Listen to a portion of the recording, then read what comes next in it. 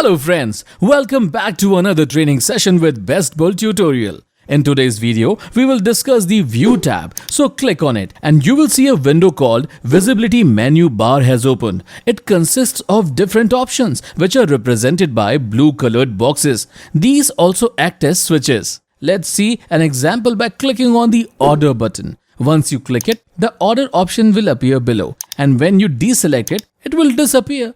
You can customize the visibility of different options by turning them on or off according to your preference. If there are certain elements you don't want to see, you can turn them off from here. And if there are specific elements you want to see, you can turn them on. The first tab is Reports. Select it and then right click on it and click on Login Report from the drop down menu. This report provides details such as the IP addresses from which you are logging in and information about your device.